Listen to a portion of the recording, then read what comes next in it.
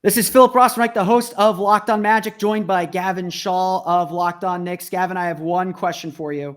What did you think when Franz Wagner dunked all over the Knicks? I want to say my heart sunk into my stomach, but I'm such a big Franz guy. I was like, all right, that was pretty cool. That was pretty cool. I would have preferred if RJ had gotten there, but it was pretty epic. Yeah. I mean, I think that was a business decision if there ever was one. Like I said, my name is Philip Rossman. I'm the host of Locked On Magic. That's Gavin Schall, the host of Locked On Knicks, and we're here talking just after the Orlando Magic defeated the New York Knicks 104-96. That's why I get to be the host, I guess. Guess that's why it has nothing to do with the Brooklyn Nets being terrible, and we'll beat them on Friday night. Gavin, just a crazy game. I know it was a crazy game from the Magic's perspective, but the Knicks have had their struggles to start this season. Before we dive into it too much, but like where are the Knicks at with it after this loss? Yeah, I thought this was sort of like all the hits playlist of all the areas they struggled this year. Kemba Walker and Evan Fournier, obviously. And I want to ask you a bit about Evan Fournier because he's really, really been struggling. I think this was his sixth straight game in single digits. But they're two prized guard offseason acquisitions that were supposed to elevate them to a consistent top five offense, and they've been there at points this season. I believe after tonight, they're not there anymore. They both were pretty bad. I think combined 4 for 13 from the field, total of 10 points, like essentially no impact down the stretch. Julius Randle, after a top 10 MVP finish a year ago, has seemingly, I don't want to say regressed to the guy he was 2 years ago because there's still been moments of brilliance from him. But tonight was another night where he made a few threes, and outside of that, essentially didn't do anything. And then it was the same theme as always for the Knicks when they needed the bench to save the day, and the bench did their darndest. Alec Burks had 4 threes in like the first 8 or so minutes of the fourth quarter, spurring a 15-2 run for the Knicks. But it ultimately wasn't enough because the bench ran out of gas, and it was an uncharacteristically poor game for Derrick Rose, and he threw away a pass after a nice defensive play from Randle that could have potentially cut the lead to 2 in the final minutes. So I think this was just a little bit of everything for the Knicks. Also just general sloppiness. They had 3 different plays in the first half where a guy caught the ball with his foot out of bounds. I was going to say, yeah, I mean, credit Orlando though. They took advantage of it, and they were far from perfect in this game, but they're tough, they're gritty, they play their asses off, and if the Knicks were going to hand them the game, they took it. Yeah, I was going to say, I thought they were playing at Yankee Stadium with how narrow the pitch looked out there. That's an Orlando City NYCFC joke for those that don't know. But yeah, no, it's it was definitely strange because obviously I think the Magic in that first week saw the best and the worst of the Knicks in one weekend. That opening night game, I think the Magic still are having some nightmares over that opening night game. They turned the ball over a ton. New York just got out and ran. Their offense was flowing. Evan Fournier was killing them. And then, they came back, certainly played with more effort and intensity in that second game and obviously got the win with the fourth quarter comeback. But on the Magic side, this was probably the most complete game that they've played all year. I think the Knicks, certainly did not help themselves. I think they settled for threes. They did not attack. They did not really try to attack the interior. Orlando stuck that 2-3 zone on them. And it just looked like New York had no clue what to do. And Orlando was essentially saying, beat us from 3, we dare you. And they could not do it. Until that fourth quarter when Alec Burks nearly did. But it really felt like the Magic had their most complete game. They weathered the storms each time. And their young guys just made play after play after play in that fourth quarter, whether it was, Mo Bamba had that nice block. We talked about the Franz Wagner dunk a little bit. Jalen Suggs had some great defensive plays. He was a defensive substitution there late after the Magic took the lead. Came up with a big steal that led to a lob to Wendell Carter that really locked the game away for the Magic. This is a game where, the Magic, I think, finally just made all the little plays that they have to make to win games. They haven't been in a lot of close games. Entering the game, they have played the fewest clutch minutes, according to NBA.com at least, in the league. They've not played a lot of these close games. And so it was really interesting to see them get tested with both a run in the fourth quarter and with a deficit that they had to erase and come back to take the win. Yeah, I kind of wanted to ask you more about Jalen Suggs. Was this one of the best games of his young career? Because I was sort of blown away by what he was doing defensively. He had that great sequence where he set up the 3 for, I want to say, Okiki, and then had the steal and like transition dunk the other way. And I was like, as someone who invested in him in a dynasty fantasy league and was a little disappointed in his scoring so far this season, I was like, oh, this is sort of what I was hoping for from Jalen Suggs. Like, not necessarily someone who dominates the game in the traditional way. Like, he's not going to be James Harden, obviously just waving people off and isoing, but does all the ancillary things that can win you a basketball game. And tonight he was sort of the guy he was at Gonzaga, because that's kind of what defined his college tenure. Yeah, no, this was by far Jalen Suggs' best game of his career. He had the 21-point game against the Raptors, but like this one, like he was just made, and he hit some big shots in that game too, but he just made impactful plays, and he's really struggled with a shot. I mean, you said it, you're following him in fantasy. He's not been able to shoot the ball at all. And, he was confident with a shot tonight, and he hasn't been super confident with a shot. Like, you could just tell, like, even on some of his drives in the first half, that he's just trying to figure out where to go or how to attack and where to find and pick his spots.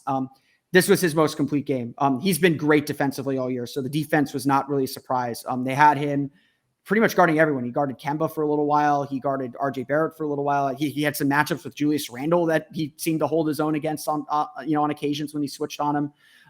He was really physical. He's been really physical defensively, but he finally got some shots to go down. He made some really nice passes. He had that one pass where he dribbled along the baseline and found Wendell Carter, and Wendell Carter ended up getting fouled and missed both free throws, which I'd be very, very, very angry about. He's shown like little flashes of that. And for this game was the first time he really put all those pieces together to make a big impact on the game itself and make a big impact on winning. You probably didn't catch this on the Bally Sports Florida broadcast. He told us, he's been saying for a while that everyone on the team has been telling him, stay confident, keep shooting. And he told this story where Moritz Wagner, the instigator that he is, kind of went up to him and said, "Hey, you're a bad mother effer." Did not use effer. He used the word. Jalen also used the word on the broadcast. And that's the kind of confidence that this kid really needed. And so, again, you hope you have to see it multiple games. Rookies are rookies. But it was a really big step forward for him. And again, for the Magic to win games, like I tell my listeners this all the time, the way the Magic are constructed, they have maybe 6 or 7 things they got to do to win games. They probably have to do 6 of them. They got pretty much all 7 of those things tonight. And I think that's a big reason why they won. Yeah, and I think the frustrating thing is the opposite sort of true for the New York Knicks, right? They should be able to, and this is something that I talked about with Alex after the first loss to the Magic, like how many losses can this team afford against bad teams, and what should the expectation be against bad teams? Because if you're a top 4 or 5 seed, which was clearly the expectation for the Knicks coming into the season, these are the games that you just have to, like, you're going to drop one occasionally, right? You're playing 82 games. Everyone's a professional athlete. You're going to occasionally like have even and to that point, like even a team like the Magic is going to have a game where they hit every shot and they're going to win by 20. It's going to happen. You're going to lose a game by 20. You're going to win a game by 20. It's the NBA. Yeah, and the issue was not this game, but well, that's what I'm saying. The Magic were 11 for 38 from 3, 29%. Like, the Knicks should not lose to Orlando at home in that scenario, and they did, because there's multiple system failure, right? Like, to your point on 7 things, like the Knicks needed to do 3 out of 7 right, and they went like 1 for 7 tonight. It was like Obi Toppin had a career game, and outside of that, you go through the Knicks roster, like what were the positives? Like RJ Barrett had his moments, but I missed this in the highlights of things that went wrong this year, but he was 0 for 7 from 3. He's shot like -4% from 3 over his last 6 games. Emmanuel Quickly, some really good moments. Like he was awesome, actually. I'm not going to say anything negative about Emmanuel Quickly. No, he was the best point guard tonight. Yeah, Alec Burks had the 4 threes. Outside of those, I mean, it's unfair to just take 4 threes off the ledger, but outside of that, he shot 1 for 12 from the field. Yeah. So yeah, I guess I don't know if I have like a grandiose point here, but it feels like the Knicks have found ways to lose games they should win this season. It takes, like, again, like, I mean, I mentioned the 3, like literally just catching the ball out of bounds is like, it took like a comedy of errors for this to go so bad. And like, look, you give the bench all the credit in the world, because the fight, they show the energy they play with, like Obi coming in and soaring for dunk after dunk, like the pick and roll magic between IQ and Obi, like that I mean, we can get into a little bit more in a second, but that is like my single favorite aspect to the Knicks, and the one thing that is just fun outside of generally Derrick Rose on a night-to-night basis. But it's incredibly frustrating with all the focus that's been on the starters, and like Tibbs making comments that like, yeah, this isn't something that should necessarily take forever to figure out, that they still are clearly so far away from figuring out. Yeah, yeah. And we'll jump into some of those defensive adjustments that ways the Magic kind of frustrated the Knicks defensively, and why the Knicks, weren't as assertive as maybe they needed to be, coming up here in just a moment. But first, both Gavin and I want to thank you guys for making Locked On Magic and Locked On Knicks, or Locked On Knicks, or both, or all three, I don't know, part of your day every day. Whether we're your first listen of the day, whether we're your workout listen, whether we're your lunchtime listen, you're on your way home from work listen, we truly appreciate you for making the Locked On Podcast Network, Locked On Magic, Locked On Knicks, part of your day every day. Remember, the Locked On Podcast Network is your team every day. Today's podcast is also brought to you by McDonald's, proudly serving community since 1965. McDonald's is more than just a place to get tasty, affordable food. It's an unofficial community center. So a big thank you to our friends at McDonald's for always being there. I'm loving it. Today's podcast also brought to you by BetOnline.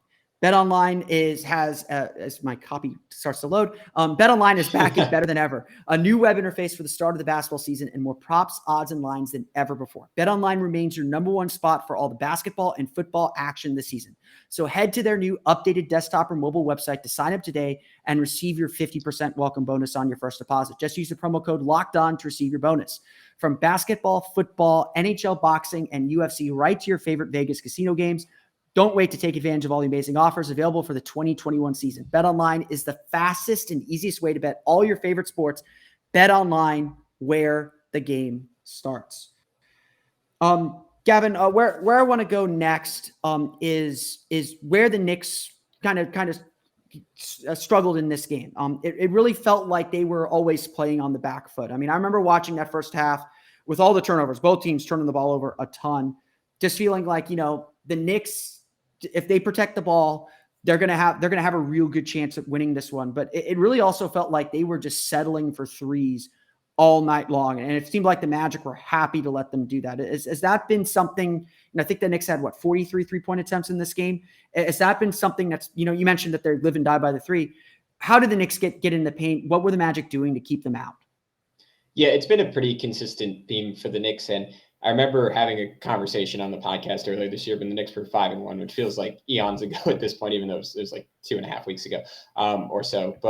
And we were just sort of saying, like, the Knicks offense should be so easy, right? Because the whole premise of this team, and the whole reason I was so high, and like a lot of other people, at least covering the Knicks, were so high on this team, was it just seemed like this perfectly balanced starting lineup, right? You had Kemba, who is your breakdown genius extraordinaire, who is also going to be bombing threes. You have Evan Fournier, like overqualified third or fourth option, like multifaceted scorer, like great passer, great shooter, like really, like he's shown throughout the year, like a solid handle and ability to win one-on-one. RJ Barrett ready to make the next step. Julius Randle as the superstar holds it all together. Mitchell Robinson is the athletic rim runner who defenses are just going to get sucked in on, sucked in by again and again and again, running to the rim. And it just seemed like, at least to me, like this perfect formula for, again, like a top 5 to 10 offense this year. And I was leaning more towards top 5 in terms of my optimism.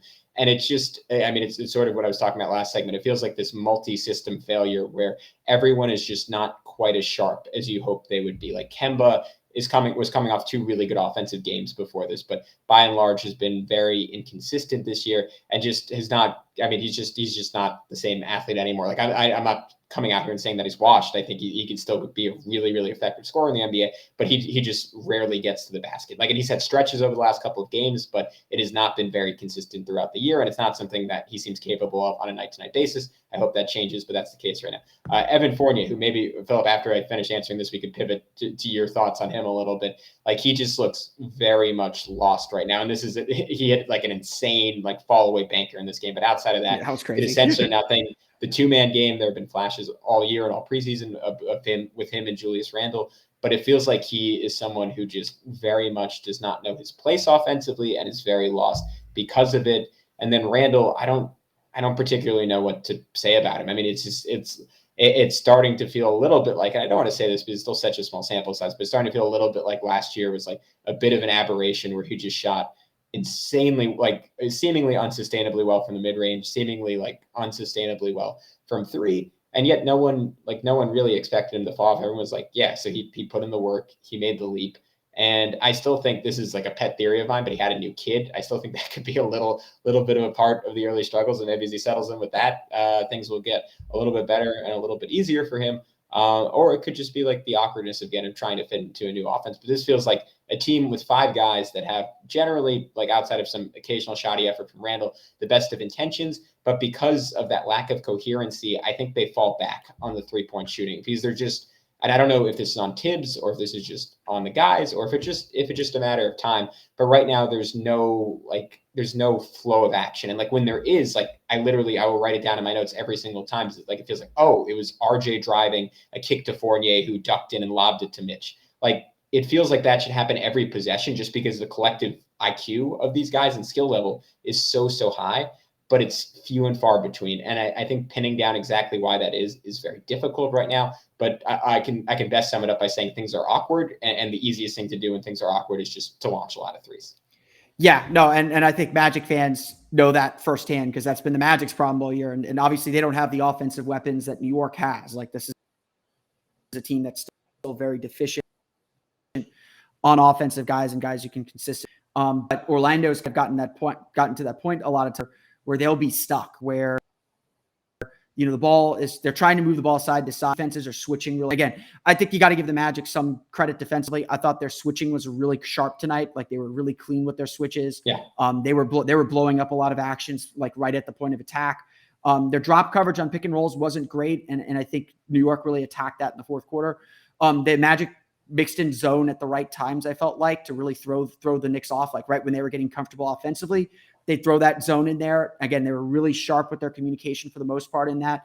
And so I think they really kept New York off balance. And for a team that's struggling offensively, that's how you do it. You know, Orlando has been beat a lot this year by teams that just switch everything. You know, Cole Anthony is good off the dribble, but not great off the dribble. And you can blow up a lot of actions just by switching and forcing him to retreat and reset. And that happened a few times in this game where I was really concerned, you know, for a little while in that fourth quarter because they weren't getting in the paint. They weren't getting the ball movement that they need. And, you know, it felt like New York was just, you know, especially Julius Randle in those ISOs, you know, whether he was uncomfortable going up or trying to post out like Mo Bamba or a guy like Wendell Carter or, you know, Chuma Kiki's I think he's a good defender, but like he just wasn't willing to attack Chuma Kiki in the post or off the dribble or Franz Wagner off in the post or off the dribble. He was just kind of favoring that step back three. And, you know, honestly, James Harden's the only one that's made that shot efficient. That is not an efficient shot. That is a last resort shot.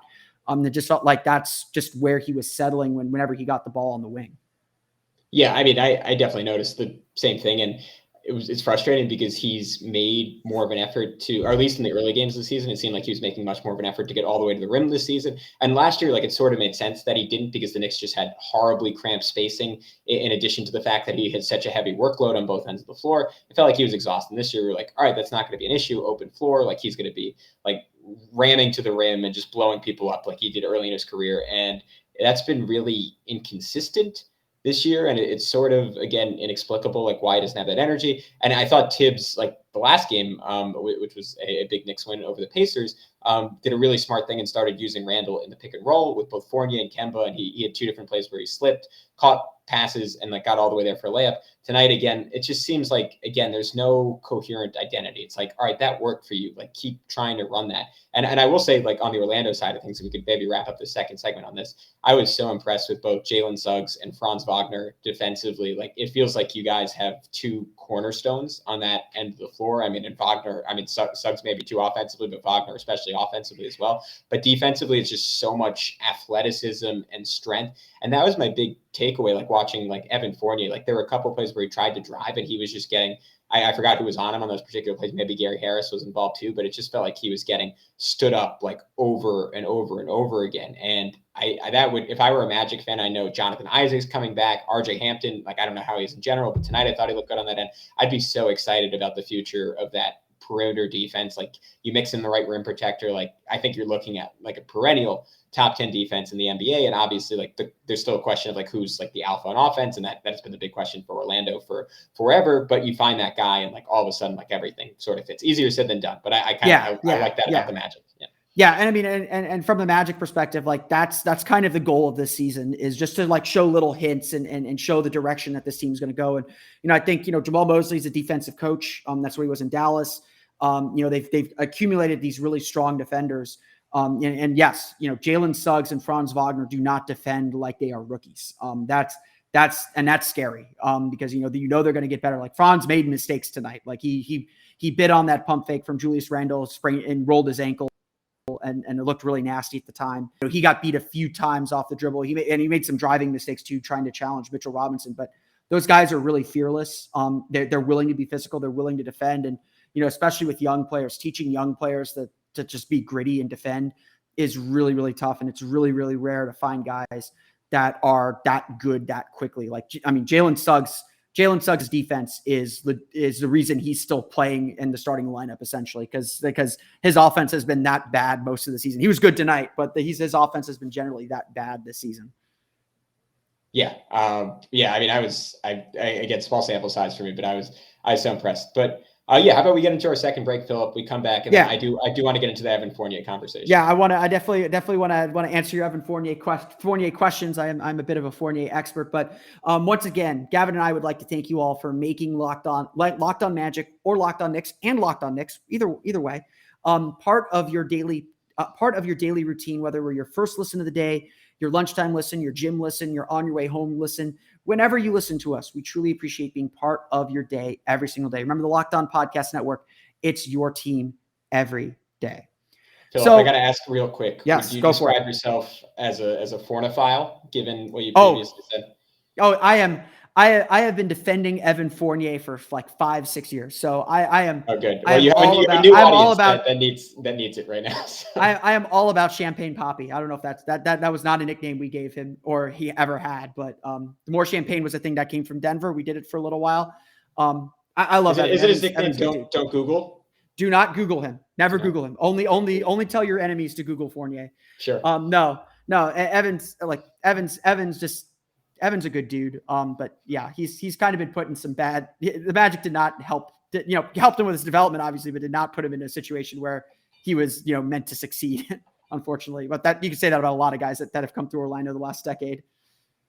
Yeah. But yeah, I mean, I was curious what your take was on his performance tonight, because, and maybe you kind of just dropped a hint at it. Like, it might be the fact that he just really has not had to fit into a context where he wasn't essentially at least the perimeter alpha dog for a team. And that is a really substantial adjustment for some guys. And I think everyone at least involved on the Knicks side had like a very positive interpretation of what that would look like. And like, for me, like, I remember you came on our show in the preseason. I was kind of saying, like, I see this being like a hyper efficient, like 15 to 17 point score a game, 4 assists, 4 rebounds every night, like good enough defense, like with occasional explosions, like we saw in the first game where he had 32 points against the Boston Celtics.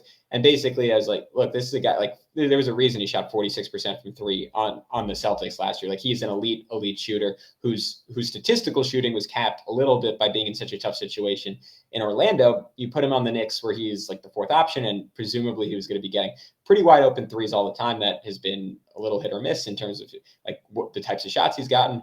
And I thought he would be this, like, again, like just mega efficient scorer. And like, he just has not been that. And it just seems like he's really struggling to find his place right now. Yeah. I mean, obviously this game was kind of thrown a little topsy turvy, because the bench played so well. And that's definitely something we should talk about as we wrap this thing up. But the bench played so well. I think Thibodeau was right to kind of roll with them as long as he did. Maybe he went a beat too long with it, but I mean, I haven't followed the Knicks closely. I do know that they had the issue with the starters that one game where he pulled them all kind of suddenly. It felt like he obviously couldn't ride the bench all the way to the end. They ran out of gas. We've gone this long. Knicks scored 6 points in the final 5:45 of the game or something like that. Yeah. It's tough. And the Magic know this firsthand. They struggle with balance too, because their starting lineup's so good. It felt like just Evan Fournier was invisible, like he was forgotten. And I think a lot of that has to do with the ball movement that the Knicks had. They weren't moving the ball particularly well.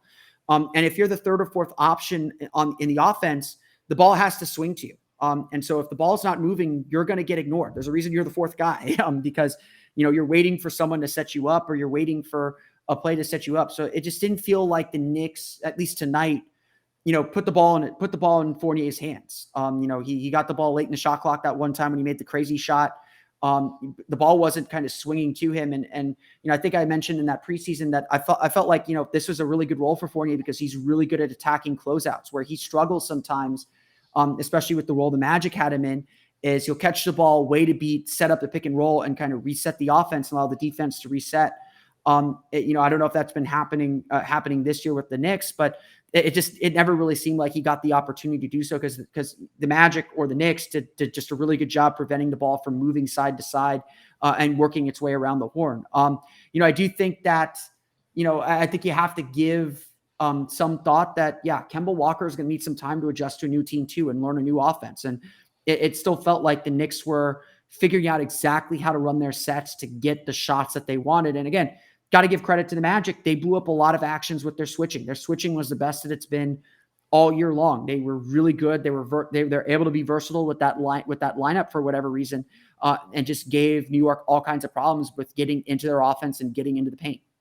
Yeah, I think Evan Fournier needs a runway, to your point. Like he needs some kind of momentum generated for him, whether that's through an action or like when we've seen him have the most success this year is because him and Randall run a little 2-man game. Like we even saw him hit a 3 off that where Randall threw him a little behind the back pass, came over, set a screen from him, Fournier like nailed the 3 without his feet. So like he is an incredibly skilled scorer who is not by NBA standards a fantastic athlete. And because of that, you got to give him like room and pace in the context that he operates in. And the Knicks, I think have struggled to do that. And it feels like, again, like this gets into those cascading issues of offense. Like it feels like that's just a relatively low priority for them. And I don't necessarily think it should be, because I think there's a world where he's like their first or second best scorer, like most efficient scorer. And I wonder if they would be better off retrofitting some of their offense around him versus Kemba Walker, who on a lot of nights just seems unwilling to be that guy right now. I'm a big advocate of Immanuel Quickley eventually entering the starting lineup. And I think we saw why tonight again, like, and look, like that's not a simple thing to do. And a lot of people like have made that point, and like, including me, like that's like the easy fix for the Knicks, but you do that, there's a cascading effect, right? This bench that's been like literally like, I think the best or second best lineup in the entire NBA all of a sudden takes a big hit. But I just wanted to shout out Immanuel Quickley because he again was just ridiculous in this game. And like the passing has gotten to the point where it's so good now, 7 assists in just 24 minutes. And I described him as, and this is a little sacrilegious, but like when he's playing well, like there's a baby Steph quality to him now where defenders get pulled out like 3, 4, 5 feet behind the arc. And he's just become almost unguardable because he's, excuse the pun, like we always say, he's so quick. He's quick. I was gonna say his handle is so like he was like beating like Suggs like off the dribble tonight. He blew by Wagner once. Like again, these are really good. Like in the case of Suggs, like hyper athletic defender. In the case of Wagner, super smart and like 7 inches taller than him. And granted, Wagner, as we noted at the beginning, certainly got his revenge. But his ability to just win on the perimeter, the fantastic chemistry he had with Obi Toppin, like where Obi set that weird stagger screen for him that he sped around and then hit Obi on like this like double pump hook pass like around Franz, who's like had the extendo arms trying to block it, and then Obi was like kind of bodying Cole Anthony, maybe an offensive foul, and got like the little lefty layup. And then like I just love like I think what you look for in young point guards is, can you build off of previous reads? And he had that play to Obi. He had like another nice pick and roll with Obi, and then later in the game runs it again. The Magic defense adjusts, they double team the ball, and he just rips it over to Derrick Rose for an open 3. And it was just that kind of night for Immanuel Quickley, where you see the, like, as much for the Knicks as all the pieces aren't coming together. For Immanuel Quickley as an individual, all the pieces are coming together, and the 3-point shooting creates leverage for the passing. The passing creates leverage to then pass in another direction on another play, and he's just building throughout each and every game. And it's very rewarding to see when not a lot well is going for New York, a guy that we were extremely optimistic about going back a year and got off to a very poor start this year is really playing fantastic basketball right now. And obviously him and Obi were sort of the reason that the Knicks had a chance down the stretch of this game. Yeah. And I think sort of on top of that too, like he was willing to attack. Yeah. I mean, when he had the ball at the top of the key, you knew he was coming downhill at you, and you didn't know if he was going to stop and pop that 3. You didn't know if he was going to kind of get into the lane. You knew he was attacking. And again, like, it throughout the night, it just didn't feel like the Knicks were on the attack. It felt like they were waiting and probing and just couldn't figure out how to break that Magic defense. quickly just said, no, I'm getting into this lane. I'm going to force defense to do things. I thought the Knicks set up a lot of Brooks's threes. I felt like off quickly pick and rolls where the Magic have this habit, and I think it's part of their defensive scheme to collapse the paint a little bit and really pressure the ball when it gets in the paint. He was just kicking out to that open shooter, and the Magic were just a little too far off the shooter, and Brooks made him pay. And again, it's simple reads like that. It's the simple plays, and that Knicks bench, it was really good. Magic's bench is really bad. The Knicks bench was really, really good, and again, nearly pulled them back into this game and gave them the chance to win. It just came down to execution in the last 6 minutes, and again, that's where you want games decided. I think, and the Magic made the winning plays they had to win the game. Yeah, I mean, again, you give Orlando all the credit in the world, and I guess, Phil, that's where I wanted to wrap up on my end, asking you, like, what were sort of your like big picture takeaways on the Magic? Because as I mentioned the first time we did a pod, I've been maybe a fan is a strong word, but I've been fascinated from afar for a long time. Like what is the long-term plan in Orlando? Like, how are they going about it? And it's rewarding, honestly, to see, like, because I think we're sort of brethren in that, like, following two franchises that have for so long not had a plan. And like the Knicks seemingly are turning a corner. Obviously there are moments of pessimism in here. I'm still very optimistic about the long-term future because of young guys like Obi and Randall, or sorry, Obi and IQ and RJ. But for Orlando, like, this feels like, again, just one night, but like I would be encouraged if I was a Magic. Yeah, this was the most complete win of the season for Orlando. The point that I'm going to make when I start writing tonight, the first half, like we're barely talking about the first half. The first half to me was really the big sign that, this game's a little bit different, because the Magic right now, like the Magic it's probably like a 4 or 5 minute stretch every game where they just cannot score and nothing works. And being a young team, when you can't score, when you're not seeing the ball go in the basket, your defense slips. And it's usually in that point where the Magic go down 12, 15 points. They kind of let go of the rope for a little bit. It starts, spinning wildly out of their hands. They get some rope burn, and by the time they catch it again, they're fighting it. They're fighting to climb back into the game. It really felt like that was going to happen in the first half, and their defense, like, made some mistakes, gave up a little bit of a lead, but held firm, and they kept the deficit manageable. It was really the first time, really all year, that they've been able to do that. Certainly sometimes that becomes a 25-point lead, like it did in New York, like it did in the first game against the Knicks. But the Magic really kind of withstood that little run in the first half, kept with their defense, and from that point on, they were really in it. I know I mentioned this, by the NBA's measure of clutch, within 5 points in the final 5 minutes, the Magic had played the fewest clutch minutes in the league entering the season. So it was really fascinating to watch them play a close game this season. I think entering tonight, they'd actually only led entering the fourth quarter twice all year. They have not had a lot of experience in close games like this. And, a big thing for me is we want to see what this team looks like. We want to see this team beat legitimate teams. Knicks are a legitimate team. They're a playoff team. So to see them do that is really, really encouraging. Obviously, like we said, every NBA team will do it once. You got to be able to do it every night. And, Brooklyn's up next for Orlando. So we'll see how much carries over into the next game. Yeah, I will wrap things up on the Knicks end by shouting out Obi Toppin, who had a career high, or tied a career high rather, with 14 points in this game, which is sad and a reflection of, again, just the reality of Julius Randle being ahead of him, that is his career high. Because if he got real minutes, I think he would probably be averaging around 14 points per game. But 2 big threes, and that has been like the single biggest frustration with Obi this year, a guy who just was horrific shooting the basketball for most of last season, seemingly came on at the end of the year, looked much, much smoother in summer league, and then I think probably just a product of getting less touches, but that shot seemingly abandoned him at points this year. Hit the one in the corner, then hit the big three on the wing that I think extended the Knicks lead in the midst of that big run. The rim running, and just the sheer chemistry between him and Emmanuel quickly. Like, those two guys, they're boys, and it really, really translates on the court. It's so much fun. It's like getting like you have like the older guys, and then like the college kids come in and just have a blast like every single game now. And it's so cool to see them like jiving with Derrick Rose and Taj Gibson, who have been running like the same like old man version of that pick and roll for like 25 years at this point. So it's really cool. So shout out to Obi. Always happy to see him doing well. And yeah, that's all I got from a Knicks perspective. Yeah.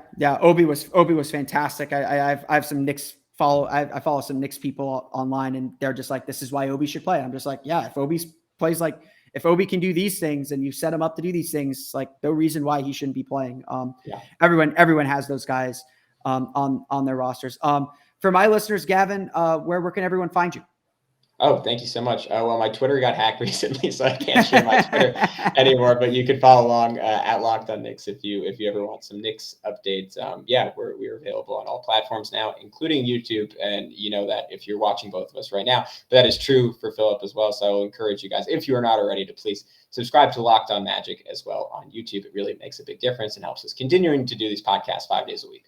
Yep, absolutely. And of course, for everyone who doesn't already follow me, you can follow me on Twitter at PhilipRR_OMD. You can subscribe to Locked On Magic as well as Locked On Knicks, wherever you download podcasts, whether it's Apple Podcasts, Stitcher, TuneIn, Himalaya, Google Play, Spotify, Odyssey, all of them places to download podcasts, your podcast-enabled listening device. And as Gavin said, you can also find us both on YouTube. Just search for Locked On Magic or Locked On Knicks. If you're not subscribed to both, subscribe to both. Like Gavin said, it helps us out. But you're done listening to Locked On Magic and be sure to check out the Locked On Bets podcast. Again, my copy is not loading.